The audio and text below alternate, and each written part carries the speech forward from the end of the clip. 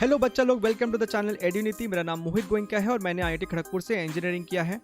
इस वीडियो में हम लोग डिस्कस करने जा रहे हैं इलेक्ट्रोस्टैटिक्स के सारे सवाल जो कि आपको जेईई मेन 2021 फेब अटेम्प्ट में आए थे और ये आपको बहुत ज़्यादा बेनिफिट करेंगे आपके आने वाले मार्च, अप्रैल या मई एग्जाम्स के लिए। ठीक है, तो चलिए स्टार्ट करते हैं इस वीडियो को। तो ये अपना पहला सवाल है and this is a good question जो कि एसएचएम पे बेस्ड एक सवाल है। ठीक है, तो यहाँ पे आपके पास दो इलेक्ट्रॉन्स है, ये जो हरे कलर के पार्टिकल्स यहाँ पे दिखाए दीज आर इलेक्ट्रॉन्स और ये आपको प्रोटॉन है। ठीक है, सवाल में कह रहा है कि इन दोनों चार्ज के बीच का जो सेपरेशन है दैट इज योर 2d। ठीक है, और इस प्रोटॉन को हमने यहाँ पे प्लेस करा है at a distance x from the mid point of these two electrons. ठीक है, and this x is much smaller than d। ठीक है, proton will execute simple harmonic motion having angular frequency how much. ठीक है, अगर इस proton को हमने यहाँ से रिलीज कर दिया सो बेशक ये आपको लेट अस से नेगेटिव क्यू चार्ज है, या आपको नेगेटिव क्यू चार्ज है। चारों ऑप्शन में क्यू के टर्म्स में ही है, इसलिए हम लोग क्यू के टर्म्स में लिख रहे हैं, ना कि ई के टर्म्स में। और प्रोटॉन है तो सेम मैग्नीट्यूड का लेकिन प्लस क्यू चार्ज हो जाएगा। ठीक है, तो ये जो नेगेटिव चार्ज है इस क्यू को अपनी तरफ अट्रैक्ट करेगा। Right, let me draw a line over here. इनको कनेक्ट करता हुआ एक लाइन दिखा दिया और इन दोनों चार्ज को कनेक्ट करता हुआ एक और लाइन दिखा दिया। ठीक है, so it is quite obvious कि यहाँ पे एक इस पे फोर्स लगेगा ऐसा और इधर इस पे फोर्स लगेगा ऐसा। इन दोनों फोर्स का एक रिजल्टेंट आएगा in the downward direction and that is going to act as a restoring force, जो कि इस प्रोटॉन को इसके मीन पोजीशन पे, ये प्रोटॉन का मीन पोजीशन है, इस तरफ लेके आ रहा है। ठीक है, अगर हमें एंगुलर फ्रीक्वेंसी निकालना है तो हमें acceleration is equal to some constant into x का एक्सप्रेशन लाना पड़ेगा and that constant is going to be omega square. Right, चलिए चीज़ों को आगे बढ़ाते हैं। Let us draw horizontal line like this. मान लीजिए कि यह एंगल थीटा है। If this force is F, right, तो यह एंगल भी थीटा हो जाएगा। तो फोर्स का एक हॉरिजॉन्टल कंपोनेंट होगा एफ कॉस थीटा, सिमिलरली ये भी एफ होगा। ठीक है, तो इधर भी आएगा एफ कॉस थीटा ऐसा। तो ये दोनों एफ कॉस थीटा तो आपस में कैंसिल हो जाएंगे, ये दोनों एफ कॉस थीटा आपस में कैंसिल हो जाएंगे और डाउनवर्ड डायरेक्शन में आपको 2f साइन थीटा एक रिजल्टेंट फोर्स आएगा। यही हमारे काम का फोर्स है। This is going to be 2f sine theta. Right, so we can write that this 2f sine theta is going to be mass into acceleration, mass being the mass of proton, mass into acceleration। ठीक है, अच्छा f को क्या लिखेंगे? f को लिखेंगे हम लोग k q square divided by distance square. मान लीजिए ये डिस्टेंस r है, so this becomes r square. Sine theta is what? Perpendicular, जो कि x है, एंड हाइपोटेनस तो r ही है, so this is x upon r is equal to mass into acceleration. ठीक है, अच्छा 2 इंटू के को लिख देंगे 1/4 pi epsilon naught, so this becomes 2q square times x divided by 4 pi epsilon naught r cube is equal to ma। अब ये r क्या है? ध्यान से देखिए, ये आपको d है, this is d, total distance minus Q के बीच में 2d है, so this is d। So r is x square plus d square whole under root. ठीक, तो यहाँ से हम लिख सकते हैं दिस इज 2 तो कैंसिल हो जाएगा, this is q square x divided by 2 pi epsilon naught, r cube हो जाएगा आपका x square plus d square to the power 3/2 is equal to mass into acceleration. लेकिन हमें यहाँ पे एक अजम्पशंस दिया है, कंडीशन दिया है कि x is much smaller than d। अगर x बहुत छोटा है तो x स्क्वायर तो बहुत ही ज़्यादा छोटा है, तो इसे हम यहाँ से नेग्लेक्ट कर सकते हैं। And finally what we have is q square divided by 2 pi epsilon naught, this is d cube, ये m भी नीचे ले आइए, multiplied by x is equal to a। अब ध्यान से देखिए, तो ये आपको हमारा रिक्वायर्ड इक्वेशन है। ठीक है, और एक नेगेटिव साइन देखिए, चाहे तो आप लगा सकते हैं, वाई? बिकॉज एक्सेलरेशन जो है वो नीचे के डायरेक्शन में है और डिस्प्लेसमेंट यानी कि x ऊपर की तरफ था, हमने डिस्प्लेसमेंट अपवर्ड दिया है और एक्सेलरेशन नीचे की तरफ है, दोनों अपोजिट डायरेक्शन में, तो एक नेगेटिव साइन दिखा दिया। सो this is your omega square, x के साथ जितना भी कोएफिशिएंट वही आपका ओमेगा स्क्वायर होता है। So omega is equal to Q square divided by 2 pi epsilon naught D cube M whole to the power half. Right, and this is matching up with option number 3। Option number 3 is the correct answer. ठीक है, चलिए आई hope एकदम clear है ये सवाल। आगे बढ़ते हैं क्वेश्चन नंबर 2। बड़ा ही स्टैंडर्ड सा सवाल है। A point charge of +2 microcoulomb is at a distance 6 centimeter vertically above the center of a square of side 12 centimeter. ठीक है। The magnitude of electric flux through the square will be how much? ठीक, तो हमको सवाल में कह रहा है ये आपको लेट अस से वो स्क्वायर फेस है, ठीक है। इस यहाँ पे एक इमेजिनरी क्यूब को अज्यूम कर लीजिए, तो इसके एग्जैक्ट सेंटर पे आपको वो +q चार्ज है। तो हमसे पूछ रहा है कि इस येलो वाले फेस से कितना फ्लक्स क्रॉस कर रहा है, ठीक है। तो हमने क्या किया, हमने एक कंस्ट्रक्शन कर लिया और एक इमेजिनरी क्यूब ही पूरा का पूरा बना लिया है, ठीक है। तो आप ध्यान से देखिए, तो पूरे के पूरे क्यूब से जो फ्लक्स बाहर आ रहा होगा that is equal to Q/ε0, right, Q/ε0। अब ये जो Q चार्ज है वो एकदम सेंटर पे रखा है, यानी कि हाईली सिमेट्रिक पोजीशन पे है। इसका मतलब हर फेस से equal amount of flux cross कर रहा होगा। हर फेस से फ्लक्स मतलब क्या, नंबर ऑफ फील्ड लाइंस, तो हर फेस से सेम फील्ड लाइंस क्रॉस कर रही होगी, विच मीन्स टोटल अगर 6 फेस है तो मेरा जो आंसर होगा that is going to be 1/6। So this becomes Q/6ε0, ठीक है। अब इसे बस सॉल्व कर दीजिए। Q की वैल्यू आपको 12 माइक्रोकूलम है, so 10⁻⁻6 divide by 6 into 8.85 into 10⁻⁻12। This is equal to, ये 6 12 को कट करेगा 2 हो गया, सो 2 मल्टीप्लाइड बाई ये ऊपर जाएगा तो 10⁻6 बन जाएगा, divided by 8.85, so this is 2000 divided by 8.85 multiplied by 10⁻3। और हमें यही निकालना है, हमें ये वाला पोर्शन ही निकालना है सवाल में, ठीक है। तो ये आपको जो है आ जाएगा 226, this is going to be 226 and this is your answer for question number 2, ठीक। चलिए आगे बढ़ते हैं। क्वेश्चन नंबर 3, इस सवाल में हमसे क्या कह रहा है कि आपके पास 8 चार्जेस है, राइट। -q चार्ज है आपको ओरिजिन पे, बाकी सारे के सारे चार्ज आपको इस क्यूब के हर कॉर्नर पे है, ठीक है। सबका मैग्नीट्यूड सेम ही है, सिर्फ ओरिजिन वाले का साइन माइनस है। हमसे पूछ रहा है इन सब की वजह से क्यूब के सेंटर पे इलेक्ट्रिक फील्ड कितना है, and that too in the vector form, ठीक। अब आप ध्यान से अगर देखें, सपोज हमने ये दोनों चार्ज को कंसिडर किया, ठीक है, तो आपको दिखना चाहिए कि इस क्यू के वजह से जो इलेक्ट्रिक फील्ड होगा that is going to be this side, और इसके वजह से एग्जैक्ट इसके अपोजिट होगा, सेम मैग्नीट्यूड, यानी कि नेट 0 हो गया इन दोनों चार्जेस के वजह से, ठीक। सिमिलरली इन दोनों के वजह से इन दोनों के वजह से भी आपको 0 हो जाएगा, एंड इन दोनों के वजह से भी 0 हो जाएगा, ठीक है। सो बात अटकता है ये वाले -q और इस वाले +q के वजह से, ठीक है, बिकॉज इन दोनों की वजह से अब यहाँ पे नेट 0 नहीं होगा, राइट। अब ध्यान से अगर देखें, यह आपको सपोज सेंटर है क्यूब का, इस -q के वजह से टूवर्ड्स दी ओरिजिन होगा, और इस +q के वजह से भी टूवर्ड्स दी ओरिजिन ही होगा, राइट। यानी कि यहाँ पे जो आपको इलेक्ट्रिक फील्ड होगा, जो टोटल इलेक्ट्रिक फील्ड होगा that is going to be twice of E, where E is electric field due to either of the charge, ठीक है, ओके। तो किसी एक के वजह से क्या लिखोगे, KQ by distance square, and what is this distance, what is यहाँ से यहाँ तक का डिस्टेंस कितना हो जाएगा, this is going to be half of the body diagonal length, और एक क्यूब का बॉडी डायगोनल कितना होता है, √3a, है ना। ईच साइड अगर a है तो ओरिजिन और इस पॉइंट को जोड़ने वाला जो लाइन होगा that is going to be √3a, और उसका आधा होना चाहिए, सो √3a/2, दिस इज √3a/2 का होल स्क्वायर। तो ये कितना हो जाएगा, ऊपर 4 चला जाएगा, this is going to be 8kq divided by 3a², ठीक है।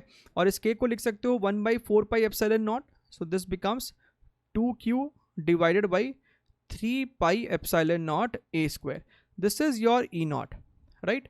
अब हमें इसे लिखना है वेक्टर फॉर्म में, ठीक है, x cap, y cap, z cap, unit vector से along x, y and z।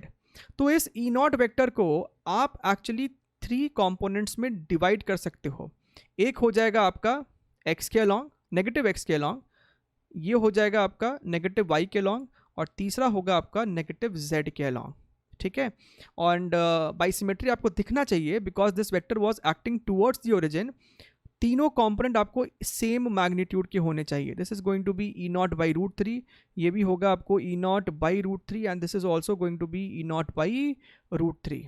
यानी कि जो हमारा आंसर होगा that is going to be negative E not by root three x cap plus Y cap plus Z cap.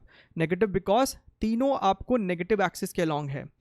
अब ई not की value यहाँ पे उठा के पुट कर दीजिए. This is going to be 2q divided by 3 root three pi epsilon naught A square X cap plus Y cap plus Z cap, and this is matching up with option number 1. This is the correct answer. ठीक, चलिए आगे बढ़ते हैं. अगला सवाल, question number 4. इस सवाल में हमसे पूछा है a charge q is placed at one corner of a cube as shown in the figure. यहाँ पे चार्ज q है. The flux of electrostatic field E through the shaded area is what. तो इस चार्ज Q की वजह से ये जो शेडेड पोर्शन है उससे कितना फ्लक्स पास कर रहा है. ठीक है, सबसे पहले तो हम इस सवाल को थोड़ा सा और मॉडिफाई कर देते हैं कि instead of finding flux through this face, this shaded portion and this shaded portion separately, what we can do is, इस वाले से जो आप फ्लक्स निकालोगे, इस वाले फ्लेस से, इस वाले शेडेड पोर्शन से आप फ्लक्स निकालो या फिर आप इस वाले शेडेड पोर्शन से फ्लक्स निकालो, बात एक ही है. बात एक ही है क्योंकि इस चार्ज का पोजीशन इस वाले के लिए और इस वाले के लिए सेम है. ठीक, which means instead of finding flux through these two portions, we can find flux through this complete face.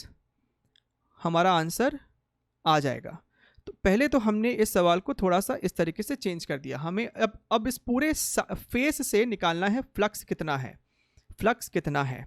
ठीक, ओके, अब बात को समझिए. Let us take a situation like this. यहाँ पे हमने क्या किया है, यही हमारा वो येलो वाला क्यूब है. इसके पहले जो डायग्राम में देखा था ये वो चार्ज क्यूब है. हमने 8 और यानी कि 7 और क्यूब यहाँ पे बना दिया है, and this cube is at the centre of the entire structure. ठीक है, तो इस पूरे स्ट्रक्चर से टोटल यहाँ पे 8 क्यूब है, आपको देखना चाहिए. यहाँ पे 1, उसके पीछे 2, यहाँ पे 3, उसके पीछे एक और 4, और ऊपर 4 है. ऐसा ये क्यू चार्ज पूरे स्ट्रक्चर के सेंटर पे है, यानी कि पूरे स्ट्रक्चर से जो फ्लक्स बाहर निकल रहा होगा, पूरे स्ट्रक्चर से जो फ्लक्स बाहर निकल रहा होगा, that is going to be Q by epsilon naught. Right, that's fine. Which means कि एक क्यूब से कितना फ्लक्स आ रहा होगा, एक क्यूब से कितना फ्लक्स आ रहा होगा. टोटल यहाँ पे 8 क्यूब है, so this becomes 1/8, so Q by 8 epsilon not. ठीक है, तो ये तो हुआ flux through one cube. Right, अब हमें फ्लक्स निकालना है थ्रू वन फेस. ठीक है, अब यहाँ पे बच्चे थोड़ी बहुत गड़बड़ी कर जाते हैं. ठीक है, चलिए ये हमने ये निकाल लिया है कि इस क्यूब से flux Q by 8 epsilon naught निकल रहा होगा. ठीक है, let's go back to this figure. अब यहाँ पे ध्यान से देखिए, अगर हम बात करें इस फेस की, तो इस फेस से तो कोई फ्लक्स निकलेगा ही नहीं.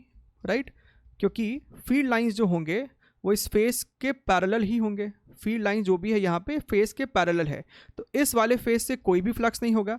सिमिलरली ये वाले फेस से भी कोई फ्लक्स नहीं होगा, एंड ये वाले फेस से भी कोई फ्लक्स नहीं होगा. तो क्यूब के 6 में से 3 फेस के थ्रू तो फ्लक्स है ही नहीं, जो भी है बाकी बचे 3 से होगा. Right, Therefore, flux through one face, किसी भी एक फेस से पास करने वाला जो फ्लक्स होगा, that is going to be 1/3 of this Q by 8 epsilon naught, and that is why our result is Q by 24 epsilon naught. Right, I hope एकदम crystal clear है ये बात. राइट, एक क्यूब से आया 1/6 और एक फेस से आएगा 1/3. 6 फेस से फ्लक्स क्रॉस नहीं कर रहा है, सिर्फ 3 फेस से ही फ्लक्स क्रॉस कर रहा है. चलिए आगे बढ़ते हैं. अगला सवाल, question number 5. 2 identical conducting spheres with negligible volume having 2.1 nanocoulomb and minus 0.1 nanocoulomb charges respectively, they are brought in contact and then separated by a distance of 0.5 meter. ठीक है, तो आपके पास 2 स्फीयर थे. आपके पास दो स्फीयर है और दोनों आपको सवाल में कहता है कि आइडेंटिकल स्फीयर है। आइडेंटिकल का मतलब है सेम रेडियस है उनका, ठीक है। एक के ऊपर आपको 2.1 नैनो कूलम चार्ज था और दूसरे के ऊपर -0.1 नैनो कूलम चार्ज था। हमने इन दोनों स्फीयर को कांटेक्ट में लाया। अब कांटेक्ट में लाने से क्या होता है, they are going to exchange their charges जब तक कि उनके सरफेस का पोटेंशियल सेम नहीं हो जाए, ठीक है। अब पोटेंशियल क्या होता है, पोटेंशियल इज KQ/R। उसके सरफेस का पोटेंशियल क्या होगा, KQ/R। दोनों ही स्फीयर का आपको रेडियस तो सेम ही है, रेडियस सेम है, यानी कि अंत में दोनों पे सेम चार्ज होना चाहिए ताकि दोनों का पोटेंशियल सेम हो। समझ में आ रहा है ना, दोनों पे basically at the end of the day same charge आ गया होगा, सेम चार्ज आ गया होगा। यानी कि अगर हम बात करें सेम चार्ज आ गया है, इसका मतलब है कि हर स्फीयर पे जो चार्ज होगा that is going to be 2.1 plus -0.1 divided by 2. This is going to be 1 nanocoulomb. 1 nanocoulomb. This is the charge on each of this sphere. ठीक है, दोनों पे एक एक नानोकूलम चार्ज आ गया है। अब हमसे कहता है कि if this is separated by a distance of 0.5 metre, तो बताइए what is the electrostatic force acting between them। तो इलेक्ट्रोस्टैटिक फोर्स जो हो जाएगा that is going to be KQ0² divided by D², ठीक है। ओके, अच्छा, इस बात से कंफ्यूज मत होइएगा कि इसके ऊपर जो चार्ज होगा इसके ऊपर जो चार्ज होगा, तो दोनों के रिपेलिंग नेचर के कारण चार्ज शिफ्ट हो जाएंगे इस तरीके से। अगर प्लस चार्ज है तो प्लस चार्ज ऐसे शिफ्ट हो जाएंगे। ये चीज़ अज्यूम नहीं करना है बिकॉज सवाल में क्लियरली कह रहा है कि नेग्लिजिबल वॉल्यूम है, तो बहुत ज़्यादा ही छोटा वॉल्यूम है। तो इस तरीके का चार्ज का जो डिस्प्लेसमेंट है या फिर चार्ज इंडक्शन जो है उसको इग्नोर करना है इस पर्टिकुलर क्वेश्चन में। तो सिंपली हम यहाँ पे लगा सकते हैं coulomb's formula that is KQ0² by D²। K is 9 × 10⁻9 multiplied by Q, each charge is 1 nano coulomb 10⁻⁻9 उसका भी square divided by distance square that is 0.5 whole square, ठीक है। ये हमको निकालना है समथिंग मल्टीप्लाइड बाई 10⁻⁻9, राइट, 10⁻⁻9 के फॉर्म में निकालना है। ध्यान से देखिए, this is going to be 9 multiplied by 10⁻⁻9 divided by ये 0.5 का स्क्वायर है विच बिकम्स 1/4। दिस इज 1/4, तो 4 ऊपर चला गया, 36 मल्टीप्लाइड बाई 10⁻⁻9 न्यूटन, यानी कि जो अपना आंसर होगा that is 36 is your answer. ठीक, चलिए आगे बढ़ते हैं। अगला सवाल, question number 6। 2 small spheres each of mass 10 milligram are suspended from a point by threads 0.5 meter long. They are equally charged and repel each other to a distance of 0.2 meter. ठीक है, the charge on each of the sphere is this much. तो A की value हमको बतानी है, right. तो ये आपको यहाँ पे फिगर बना हुआ है। हमसे सवाल में कहता है कि इन दोनों के बीच का जो सेपरेशन है that is 0.2 metre, that is 0.2 metre. थोड़ा सा और नीचे कर देते हैं, this fellow is 0.2 metre. Length हमें दे रखा है 0.5 मीटर है, ठीक है, this length is 0.5 metre, right. दोनों पे सेम चार्ज है, दोनों का मास भी सेम है। सबसे पहले FBD बना देते हैं। तो एक तो होगा इलेक्ट्रोस्टैटिक रिपल्शन, राइट, एक होगा आपका टेंशन और नीचे की तरफ होगा आपका वेट यानी कि mg। This is T, this is electrostatic force which is KQ² divided by distance square. अगर ये D बोल दिया तो this is your distance square and this fellow is mg, ठीक है। ग्रेविटी यहाँ पे हमें 10 लेने के लिए बोला गया है। अच्छा, ध्यान से देखिए, हम यहाँ पे एक कंस्ट्रक्शन कर रहे हैं, this, right. Suppose this angle is theta. अगर ये एंगल थीटा है तो हम कह सकते हैं कि ये एंगल भी थीटा होगा, यानी कि टेंशन का जो दो कंपोनेंट होगा, ऊपर T cos थीटा और लेफ्ट डायरेक्शन में T sin theta. This fellow is T cos theta and this is T sin theta. चीज़ें इक्विलिब्रियम में है तो हम लिख सकते हैं T sin theta is equal to KQ² by D² और T cos थीटा को हम लिख सकते हैं mg के बराबर। दोनों इक्वेशन को आपस में डिवाइड कर दो तो sine theta by cos theta हो जाएगा टैन थीटा, और ये हो जाएगा आपको K Q square divided by M G D square. ठीक है, हमसे क्यू स्क्वायर निकालने के लिए बोला गया है, सो यहाँ से हम क्यू स्क्वायर को लिख देते हैं M G D square tan of theta divided by K, right. यानी कि Q square is equal to mass, mass कितना दिया है 10 milligrams, right. So this is 10 into 10 to the power -6, पहले तो मिलीग्राम को ग्राम में करोगे फिर ग्राम को केजी में, तो 10 टू द पावर -6 आएगा। ग्रेविटी 10 दिया हुआ है, डी 0.2 है, right, which means 2 into 10 to the power -1, उसका भी स्क्वायर किया तो 4 into 10 to the power -2, right, multiplied by tan theta, tan theta पे आते हैं के, this is 9 into 10 to the power 9। ठीक, अब बचा यहाँ पे आपका टैन थीटा। टैन थीटा ध्यान से देखिए, टैन थीटा जो है यहाँ पे थोड़ा सा अप्रॉक्सीमेशन कर सकते हैं, ये होगा आपको परपेंडिकुलर, यानी कि this length which is half of D, तो ये आपको बेसिकली 0.1 मीटर है। बेस, ठीक है, तो आप यहाँ पे जब बेस निकालने जाओगे तो पाइथागोरस का इस्तेमाल करके ये निकाल सकते हो, राइट। हालांकि यहाँ पे ये जो लेंथ है 0.5 metre, this is quite high as compare to this 0.1 metre, right. So आप जब इसको सॉल्व भी करोगे so this is going to be approximately close to 0.5 itself. ठीक है, तो हम यहाँ पे इस चीज़ को लिख रहे हैं 0.1 बाई 0.5, थोड़ा सा अप्रॉक्सीमेशन करके, सो this becomes 1/5, this is your 1/5। तो यहाँ पे हम लिख देते हैं इसको 1/5, right. Okay, so this is, ध्यान से देखिए, this is going to be, ये 5 को इस वाले के साथ कैंसिल कर देते हैं, तो यहाँ पे 2 है आपके पास, यहाँ पे एक 4 है, so this becomes 8 divided by 9 multiplied by 10 to the power -6, 10 to the power -2, ये -8 हो गया। यहाँ पे एक और 10 है which becomes 10 to the power -7, ये ऊपर जाएगा तो ये बन गया 10 टू द पावर -16। ठीक है, this is your Q square. तो यहाँ से आपको क्यू दिख रहा है, this is going to be 2√2 divided by 3 into 10 to the power -8, right, -8। तो हमारा कुछ इस फॉर्मेट में आ रहा है, दिस इज कूलम, राइट। हमें डिनोमिनेटर में 21 दिया हुआ है, हमें यहाँ पे 21 दिया हुआ है, so we can basically try to write this thing as, this is your 2√2 by 3, तो ऊपर नीचे 7 से मल्टीप्लाई कर दीजिए, this is 14 multiplied by √2 divide by 21। So हमारा जो आंसर होगा दैट इज योर न्यूमरेटर, यही आपका ए है। So A is equal to 14 multiplied by 1.4 which is very close to 20, which is very close to 20, so 20 is the final result, final answer आपका 20 है। ठीक, चलिए आगे बढ़ते हैं।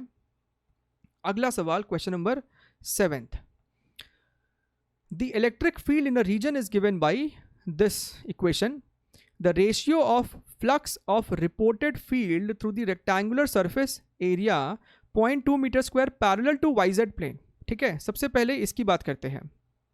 0.2 मीटर स्क्वायर उसका मैग्नीट्यूड है and the surface is parallel to YZ plane. तो अगर कोई सरफेस आपको वाईजेड प्लेन के पैरेलल है, यानी कि जो एरिया वेक्टर होगा that is going to be along positive X axis, positive X axis. ठीक है, राइट।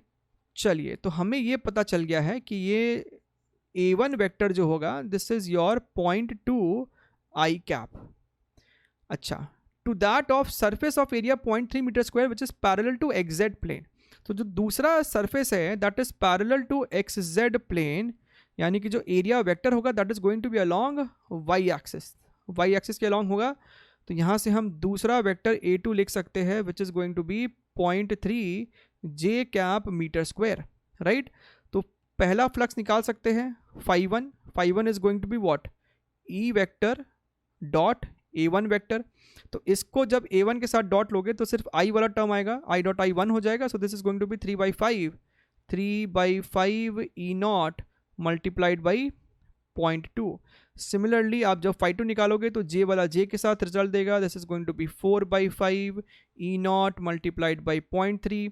हमसे रेशियो पूछा है, सो phi1/phi2 करेंगे, E नॉट तो कट जाएगा, phi5 भी कट जाएगा। So this is going to be 3 into 0.2 divided by 4 into 0.3, great, so this is going to be your 0.1.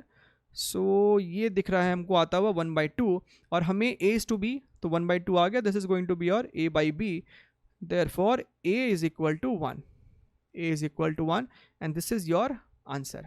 ठीक, चलिए आगे बढ़ते हैं. अगला सवाल, क्वेश्चन नंबर 8. इस सवाल में हमसे कह रहा है कि 512 identical drops of mercury are charged to a potential of 2 volts each. 512 identical drops of mercury है. The drops are joined to form a single drop. The potential of this drop is blank times voltage. तो वो हमको बताना है कितना होगा अब उसका पोटेंशियल. ठीक, देखिए, लेट अस सी. पोटेंशियल जो होता है that is your KQ/R, right. तो हम किसी एक मर्करी ड्रॉप के लिए शुरुआत में जब हमने उसे अभी मर्ज नहीं किया है, मान लीजिए इसका रेडियस जो है वो R है, राइट. तो इसका जो सरफेस पोटेंशियल होगा दैट इज योर KQ/R. ठीक है, ईच मर्करी ड्रॉप पे चार्ज Q मान लीजिए. हमें ये V दे रखा है 2, so 2 is equal to KQ/R, right. फिर बाद में क्या किया, हमने सारे के सारे 512 ड्रॉप्स को मिला दिया, तो एक बड़ा सा ड्रॉप बन गया होगा. तो मान लेते हैं कि ये जो बड़ा सा ड्रॉप है, ये जो बड़ा सा ड्रॉप है मरकरी का, इसका रेडियस कुछ R' है और इस पे चार्ज कितना हो जाएगा, हर ड्रॉप पे Q चार्ज था, तो 512 ड्रॉप पे 512 Q चार्ज. तो अब इसका सरफेस पोटेंशियल क्या हो जाएगा, K multiplied by 512 Q divided by R'. हमें ये R' निकालना होगा, तो वो निकाल सकते हैं दोनों का वॉल्यूम कंपेयर करके. तो शुरुआत में जो टोटल वॉल्यूम है that is 4/3 pi R³ multiplied by 512 is equal to बाद में वॉल्यूम 4/3 पाई R'³. ठीक है, तो यहाँ से हमको दिख रहा है कि this is going to be your 8R is equal to R'. ठीक है, बढ़िया. यहाँ पे रिप्लेस कीजिए, this is K multiplied by 512 Q divided by R' is equal to 8 into R. तो ये अपना हो जाएगा हाउ मच, ऊपर में आपका चला गया 64 multiplied by KQ/R, and KQ/R is what, 2. This is 64 times 2 which is 812. So 128 is the answer. 128 अपना आंसर हो जाएगा. ठीक है, आई होप एकदम क्लियर है सवाल. आगे बढ़ते हैं. अगला क्वेश्चन, क्वेश्चन नंबर 9. यहाँ पे 2 स्टेटमेंट है, बताना है कौन सा ट्रू कौन सा फॉल्स है. An electric dipole is placed at the centre of a hollow sphere. ठीक है, तो एक ये हॉलो स्फीयर है, इसके सेंटर पे एक आपके पास इलेक्ट्रिक डाइपोल है. ठीक, okay. The flux of electric field through the sphere is 0, but the electric field is not 0 anywhere in the sphere, right. Okay, तो हमसे सवाल में कहता है कि इस डाइपोल के कारण इस स्फीयर के थ्रू फ्लक्स 0 है, एंड विच इज ट्रू, क्योंकि डाइपोल का जो टोटल चार्ज होता है that is 0, right, -Q + Q. तो इस पूरे स्फीयर के अंदर अगर चार्ज इनक्लोज्ड ही 0 होगा तो फ्लक्स आपका ऐसे ही 0 हो जाएगा. और ये बात भी सही है कि आप किसी भी पॉइंट पे इलेक्ट्रिक फील्ड लिखो उसका मैग्नीट्यूड आएगा, राइट, उसका मैग्नीट्यूड आएगा. अगर थोड़ा सा इस बात को डिटेल में हम लोग देखें, सपोज आपके पास कोई डाइपोल होता है, लेट अस से डाइपोल मोमेंट इसका P है, और किसी भी रैंडम पोजीशन में at an angle theta electric field का जो मैग्नीट्यूड होता है that is given by PK/R³ √1 + 3 cos² theta. ठीक है, ये इसका एक फॉर्मूला है. तो यहाँ से आप ध्यान से देखिए, this term is never going to be 0, right. cos² theta है, तो यहाँ पे कभी माइनस साइन आएगा नहीं, ये अंडर रूट के अंदर कभी कोई टर्म 0 होगा नहीं, तो हमेशा आपको इलेक्ट्रिक फील्ड तो आएगा, right, which means the first statement is true. Second statement में कहता है R is the radius of a solid metallic sphere and plus Q charge be the total charge on it. Metallic है यानी कि सारा का सारा चार्ज जो है इसके सरफेस पे ही रहेगा. सेकेंड स्टेटमेंट में सारा का सारा चार्ज जो है इसके सरफेस पे ही रहेगा because it is a metal. The electric field at any point on the spherical surface of radius R less than capital R, यानी कि अंदर के किसी पॉइंट के बारे में चर्चा की जा रही है. अब आपको भी पता है, मुझे भी पता है, ये जो चार्ज डिस्ट्रीब्यूशन है वो सिर्फ सरफेस पे है, यानी कि अंदर में कोई भी इलेक्ट्रिक फील्ड नहीं होगा। अंदर में इलेक्ट्रिक फील्ड हमेशा ज़ीरो होता है, और अगर अंदर में कोई इलेक्ट्रिक फील्ड ही नहीं है तो फ्लक्स भी ज़ीरो होगा, फ्लक्स भी ज़ीरो होगा। So the electric field at any point on the spherical surface of radius is zero. अच्छी बात है, good. But the electric flux passing through this close spherical surface of radius R is not zero. ये गलत बात है, flux भी zero होगा, यानी कि ये स्टेटमेंट आपका फॉल्स है। So it is going to be true false. पहला स्टेटमेंट ट्रू, दूसरा स्टेटमेंट जो है वो फॉल्स है, option number 1, right. So a good conceptual question I would say. Question number 10th. Okay. An inclined plane making an angle of 30 degree with the horizontal is placed in a uniform horizontal electric field 200 Newton पर coulomb. ठीक है, तो ये एक electric field है। यहाँ पे आपको एक पार्टिकल है जिसका मास दे रखा है 1 kg, इस पे चार्ज है 5 micro coulomb, right. Let me highlight it a little bit. ये चार्ज है, ये मास है, ये इलेक्ट्रिक फील्ड की वैल्यू है, ये एंगल 30 डिग्री है। ठीक है, दिस ब्लॉक इज स्लाइडिंग, आपको सवाल में बता रहा है, ठीक है, and starts sliding from a height of 1 metre. If coefficient of friction is 0.2, friction भी है, find the time taken by the body to reach the bottom. ठीक है, तो टाइम निकालने के लिए सबसे पहले तो हमको ये जानना ज़रूरी है कि इस बॉडी का एक्सीलरेशन कितना है डाउन द प्लेन, और उसके लिए इस पे सारे फोर्सेस दिखाने होंगे, और इस इलेक्ट्रोस्टैटिक की वजह से भी एक फोर्स दिखाना होगा, राइट।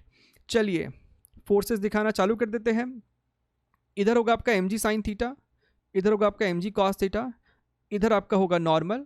ब्लॉक नीचे की तरफ स्लाइड कर रहा है, सवाल में दे दिया है, यानी कि फ्रिक्शन जो होगा वो आपको ऊपर की तरफ यूं लग रहा होगा। ठीक है, फिलहाल इतना तो बना देते हैं। ये normal, this is your mg sine theta, this is your mg cos theta, this is friction which is mu into normal, right. अब इलेक्ट्रिक फील्ड के वजह से भी इस पे फोर्स लगेगा, ठीक है। डायरेक्शन जो होगा इलेक्ट्रिक फील्ड के फोर्स की वजह से वो इधर होगा, राइट। इसका भी हम कंपोनेंट लेंगे, this is your Q into E, इसका भी एक कंपोनेंट लेंगे। फ्रिक्शन के डायरेक्शन में एक कंपोनेंट आएगा, ये आ जाएगा आपको QE। अगर ये एंगल थीटा है, so this angle is also theta, so this is going to be QE cos of theta, और एक कंपोनेंट इधर आएगा that is QE sine of theta. तो ये हो गया इस पूरे सवाल का FBD। अब अलोंग द इंक्लाइन, अब ध्यान से देखिए, तो mg साइन थीटा होगा फोर्स जो कि इसको नीचे की तरफ खींच रहा है, और अपोजिंग है μn plus QE cos theta, right. So F is equal to ma के हिसाब से हम यहाँ पे लिख सकते हैं, आराम से देखिएगा, mg sine theta minus mu into normal minus QE cos of theta is equal to ma, और हमें ये a ही चाहिए, हमें ये a चाहिए, ठीक। Okay, implies mg sine of theta minus mu into normal, और नॉर्मल हो जाएगा mg cos theta plus QE sine theta. This fellow is mg cos of theta plus QE sine of theta minus QE cos theta is equal to ma, is equal to m into a, right.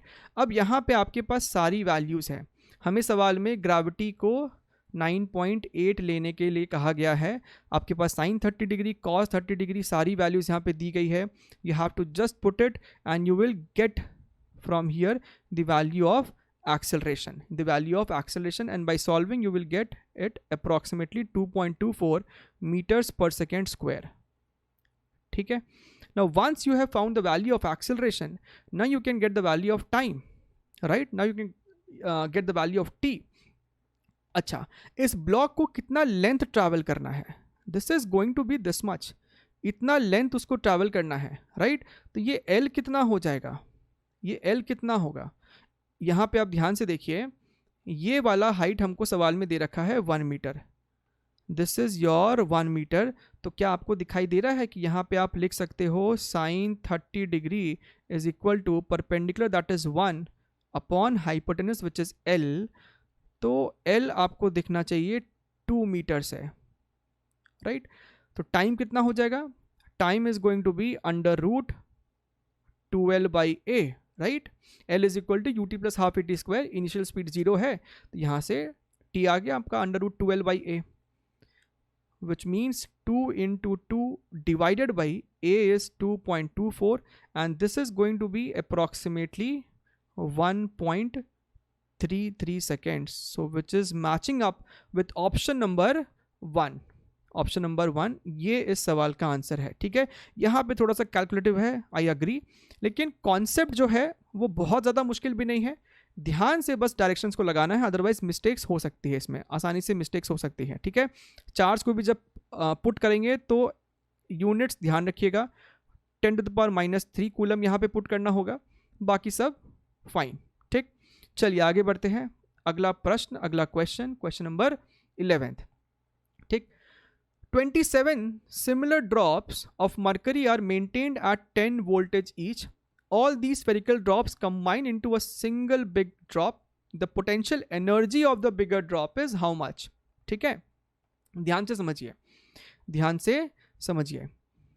ये जो drop है, right, interesting question है, ध्यान से देखिए. Mercury drop है, ठीक है. अब मरकरी जो है वो एक कंडक्टिंग मटेरियल है, राइट. तो इस पे जो भी चार्ज होगा इसके सरफेस पे होगा. ठीक, चार्ज जो होगा that is going to be on the surface of this body, right. मान लेते कि किसी एक ड्रॉप पे जो चार्ज है ये Q है, इसका radius let it be R है. ठीक है, अब ये इनिशियल है और ऐसे ऐसे हमारे पास 27 ड्रॉप्स है.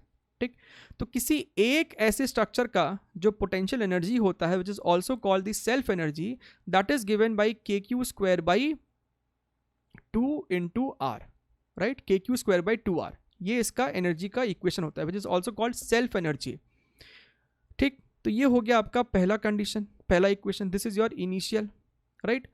अब हमको बोलता है कि हमने ऐसे 27 ड्रॉप्स को कंबाइन कर दिया है. कंबाइन करने के बाद इसका रेडियस डेफिनेटली ग्रो कर गया होगा.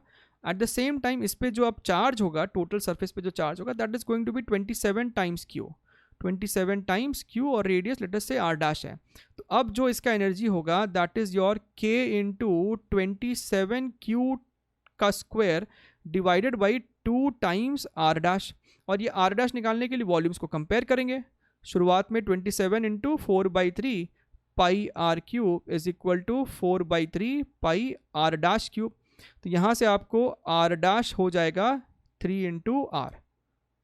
ठीक, तो ये आपको R' आ गया, यहाँ पे पुट कीजिए. This is going to be K multiplied by 27 times Q square divided by 2 into 3 into R. ठीक, अब ध्यान से देखिए, 27 इंटू 27 ये तो कट किया, तो यहाँ से 27 इंटू 9 को अलग कर दीजिए and this is KQ² divided by 2 times R, which is what, which is your initial energy. और हमसे क्या पूछा है, the potential energy of the bigger drop is something times that of the smaller drop. So this is 27 into 9 multiplied by initial energy. So basically हमें इसको ही solve करना है, 27 into 9 ही हमको निकालना है. And this is going to be how much, this is going to be 243 times your initial energy. तो ये अपना आंसर है 243. ठीक, चलिए आगे बढ़ते हैं. इस सवाल में हमसे कहता है find the electric field eight point P on the perpendicular bisector of a uniformly charge thin wire of length L carrying a charge capital Q. The distance of the point P from the center of the rod is A, which is √3/2 capital L.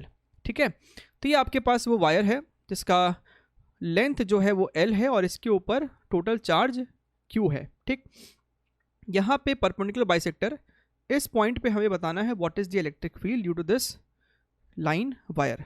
ठीक, अब आप ध्यान से देखिए, हमें ये चीज़ बताया जाता है. सपोज आपके पास ये कॉन्सेप्ट भी देख लीजिए, क्योंकि हो सकता है कि अगला सवाल, अगले सेशन में जो सवाल है वो एग्जैक्टली ये नहीं हो. Let us take a situation like this. इस पॉइंट P पे ये आपको वायर है जिस पे charge per unit length lambda है, राइट, यूनिट कूलम्स पर मीटर. ठीक, तो इस वायर के वजह से यहाँ पे जो इलेक्ट्रिक फील्ड होता है उसका 2 कंपोनेंट होता है बेसिकली. एक होता है E परपेंडिकुलर, यानी कि ये जो वेक्टर है इस वायर के परपेंडिकुलर है, और दूसरा होता है E parallel. This vector is parallel to the wire. ठीक है, ये आपका होता है K λ/d sine theta 1 plus sine theta 2, और ये होता है K lambda by D cos of theta 1 minus cos of theta 2, where theta 1 and theta 2 is drawn making this construction. ये आपको थीटा 1 है और ये आपको थीटा 2 है, ठीक है। तो ये एक रिजल्ट होता है जो कि हमें याद होना चाहिए, इलेक्ट्रोस्टैटिक में हमें ये बताया जाता है, उसी को यहाँ पे इस्तेमाल करना है। अब यहाँ पे फ़ायदा ये हो गया, हमको कहता है कि परपेंडिकुलर बाइसेक्टर है। अगर परपेंडिकुलर बाइसेक्टर है तो ये थीटा 1 और थीटा 2 आपस में बराबर हो जाएगा, और अगर थीटा 1 थीटा 2 आपस में बराबर हो गया तो ये वाला जो टर्म है वो ज़ीरो हो जाएगा। Cos theta 1 minus cos theta 2 ये आपको कट के ज़ीरो हो जाएगा, विच मीन्स जो भी इलेक्ट्रिक फील्ड दिया जाएगा that will be given by this particular equation, ठीक है। आई होप कॉन्सेप्ट पूरा का पूरा समझ में आ गया होगा। तो चलिए इस सवाल को सॉल्व करते हैं। हमें ये एंगल थीटा, ये एंगल थीटा, ये दोनों एंगल थीटा सेम होगा इस पर्टिकुलर सवाल में। तो यहाँ पे जो इलेक्ट्रिक फील्ड होगा that is going to be K lambda by D bracket sine theta plus sine theta, so basically 2 times sine theta. तो ये तो मेरा फॉर्मूला हो गया जो कि हमें इसमें इस्तेमाल करना है, ठीक है। इसको यहाँ से हटा देते हैं, let us remove this, okay. तो इस फॉर्मूले का हमें इस्तेमाल करना है। k को हम लिख सकते हैं 1/4 pi epsilon not multiplied by lambda. क्या हो जाएगा, lambda is charge upon length, तो चार्ज q है और लेंथ कैपिटल L है, ठीक, मल्टीप्लाइड बाई डिवाइडेड में यहाँ पे d है ना। d is what, d is this thing which is given a in this particular question.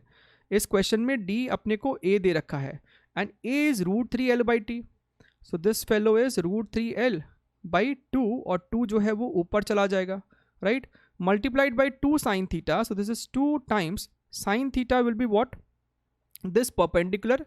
तो ये अपना कितना हो जाएगा, ये तो l बाई 2 है, this is l by 2, right. And hypotenuse चाहिए, हाइपोटेनस के लिए आप ध्यान से देखिए, हमको ये लेंथ दिया हुआ है √3l बाई 2, तो ये hypotenuse l by 2 plus l by 2 का whole square plus √3l by 2 का होल स्क्वायर को अंडर रूट, सो ये आपको l आ जाएगा बेसिकली, ठीक है। तो साइन थीटा कितना हो गया, this is going to be l by 2 upon l which is basically 1/2, ठीक। अब इसको बस कीजिए कैलकुलेट, 2 से 2 कैंसिल हो जाएगा, ये 2 से हम इसको 2 कर देंगे, तो न्यूमरेटर में आपके पास क्या है, कैपिटल Q डिवाइडेड बाई 2 पाई, यहाँ पे एक √3 भी है, सो 2√3 पाई एप्सिलॉन नॉट और capital L square. This is the final result which is option number 2, option number 2 is the correct answer, ठीक। So this was quite an interesting session। यहाँ पे कुछ सवाल काफ़ी अच्छे भी थे, थोड़े से कैलकुलेटिव भी थे, कॉन्सेप्ट भी अच्छे यहाँ पे लग रहे थे।